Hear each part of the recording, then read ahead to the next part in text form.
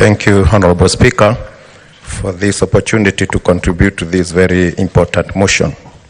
Mr. Speaker, allow me to appreciate your office and the majority and the minority leaders for giving us this opportunity so that we can speak on the status of our country. Allow me also, Mr. Speaker, to send my condolences to the people, both the GenZs and the police and the general public who perished during this time of these skirmishes. Mr. Speaker, the events surrounding the debate, the passing and the withdrawal of the finance bill were unprecedented. We've never had this issue, we've never seen our young people coming out in the numbers they came out. And Mr. Speaker, it marked a turning point in the governance of this country. Honorable Speaker, I would want to take this opportunity to thank the young people because they have woken up, they have made the leadership of this country to wake up and to decide to change the course this country was heading to.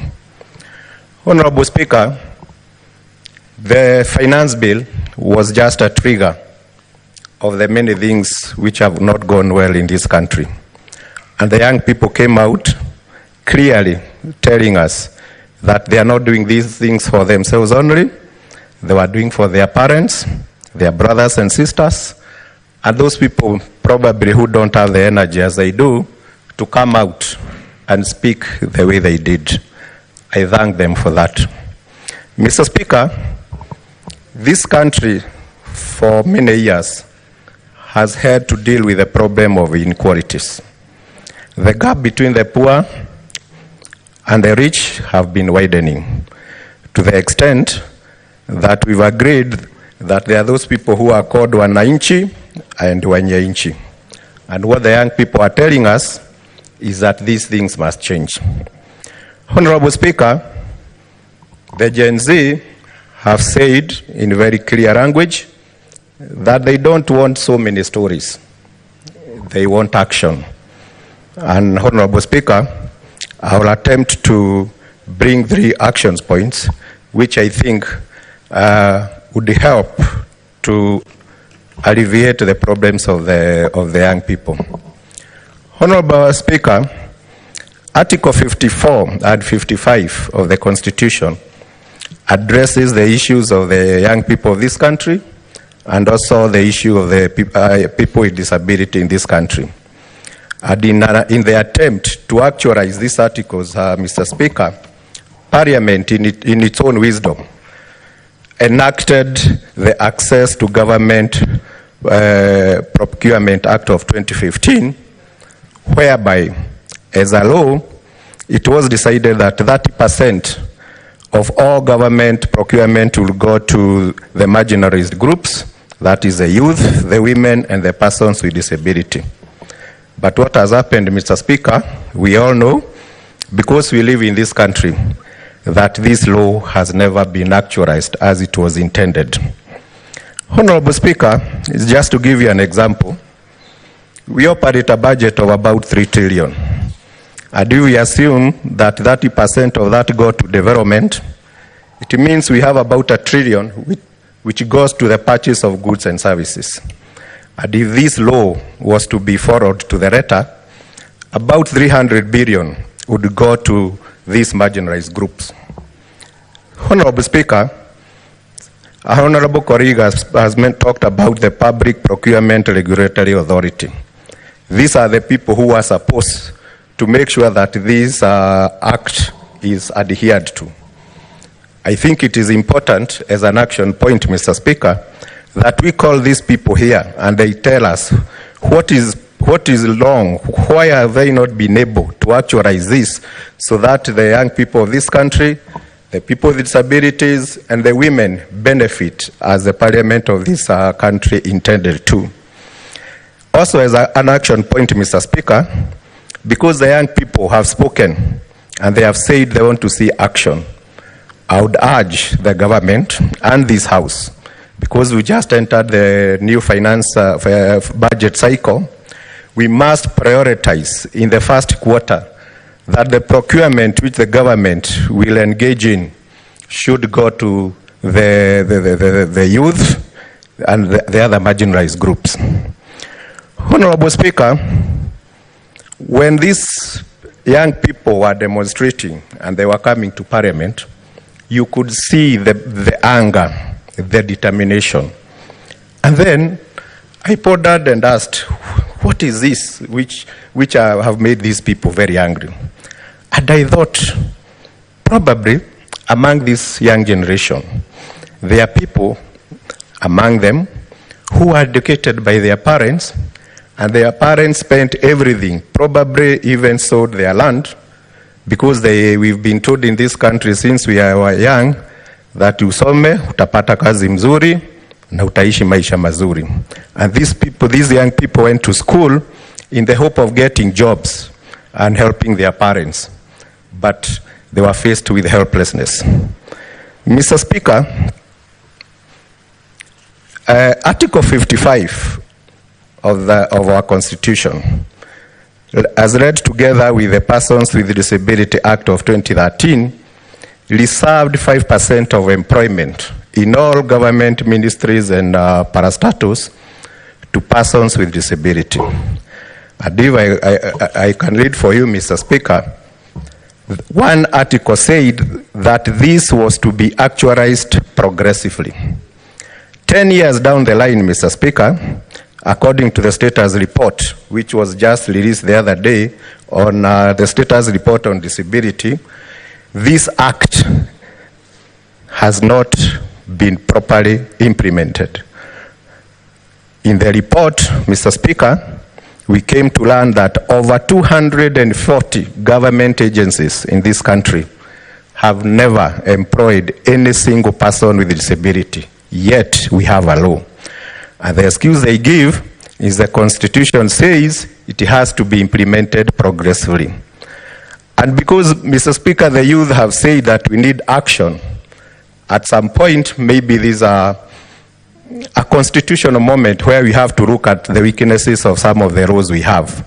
And I think it's time we remove that term progressive so that we can be able to enforce this. In that said report, Mr. Speaker, out of the entire workforce of the Republic of Kenya, only 1.32% are persons with disability. So when you see some of these young people with a lot of anger, you imagine that their children whose parents were disabled and they thought they would help them, but it could never come to be. Mr. Speaker, I was very happy the other day when I heard His Excellency the President saying it is time that we wind up some of the parastatus which are performing the same function. In that note, Mr. Speaker, I want to bring to the attention of this House that when it comes to matters disability in this country, Parliament enacted the National Council for Persons with Disability Act 2003, which is the legally mandated body to handle matters to do with disability. Also in this country, Mr. Speaker, we have another fund called the National Fund for the Disabled of Kenya, which is registered as the Trustees Perpetual Succession Act, Mr. Speaker. Mr. Speaker, this body received government money over the last years, and over the last 20 years, and it has never been subjected to any parliamentary oversight. This institution, in spite of receiving hundreds of millions of shillings from the Exchequer, it has never been audited by the Auditor General. Mr. Speaker, when I raised a question on the floor of this House so that we can engage this body, it took a whole year before the trustees could agree to appear before the committee. And when they came, Mr. Speaker, and we asked them what they do, they act as an investment company, and all the money they have been receiving, they have bought buildings, and whatever goes to help the persons with disabilities is a mere 30%. Mr. Speaker, I want to bring to the attention of this House that among the other things which shocked us when the trustees of this fund appeared to us, they have put a whole Kenya shillings 780 million in a fixed account. This is taxpayers' money, which was meant to help the persons with disability. As an action point, Mr. Speaker, I would be calling on this House that we call these two institutions here and they address how they have been spending the money given to them. Mr. Speaker, I would be imploring on this House, Mr. Speaker, that we must insist that this money, which is taxpayers' money, put in fixed deposits, be immediately made available and distributed to the various disabled groups in this country. Honorable Speaker, Mahatma Gandhi once said that the true measure of any society can be found on how it treats its most vulnerable members. And these are the children, the elderly, and the persons with disability, Mr. Speaker. As the National Assembly attempts to amend the finance bill, Mr. Speaker, we would be requesting that they don't touch the cash transfers which helps these vulnerable people in our society.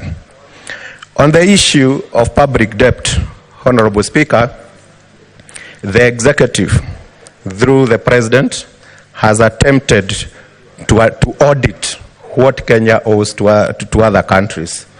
And Mr. Speaker, that issue put parliaments in a very awkward position. Because to an average Kenyan, what they know is before any debt is taken, Parliament is involved. Parliament should know which institution, which country is lending us money, how much they are lending us, at what interest, what is the repayment period.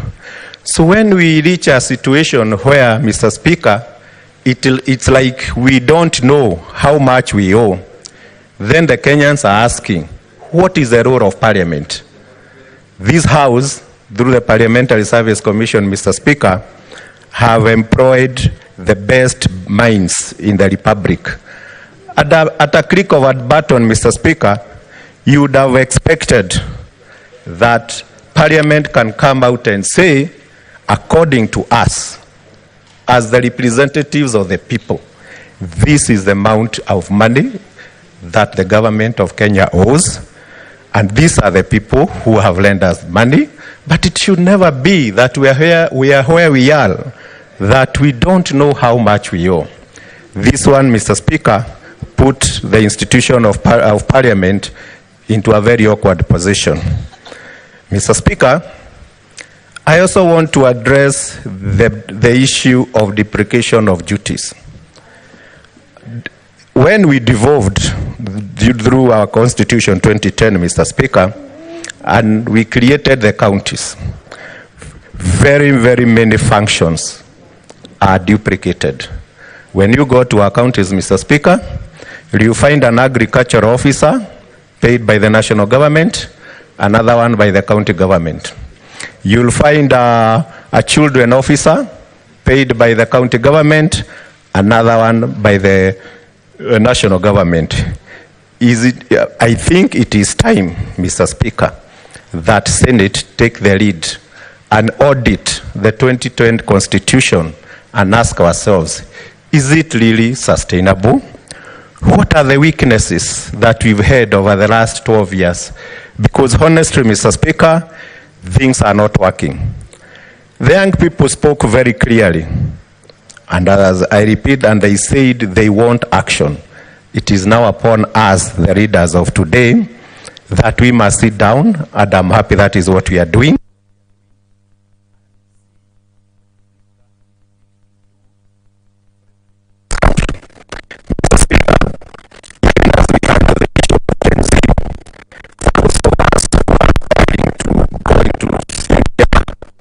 Senior positions, we must be prepared that yes, the Gen Zs are there, but after them, the generation Alpha are coming. These are even more. It is a high time that we realize that in our public engagements, we must bring everything on the table there is nothing to hide, because this country, Mr. Speaker, belongs to all of us, and more so to our children. With those few remarks, Mr. Speaker, I want to support this motion, and thank you for this opportunity. Thank you. Senator Manzo Daniel. Thank you, Mr. Speaker, for giving me an opportunity to contribute on this very important motion. Mr. Speaker,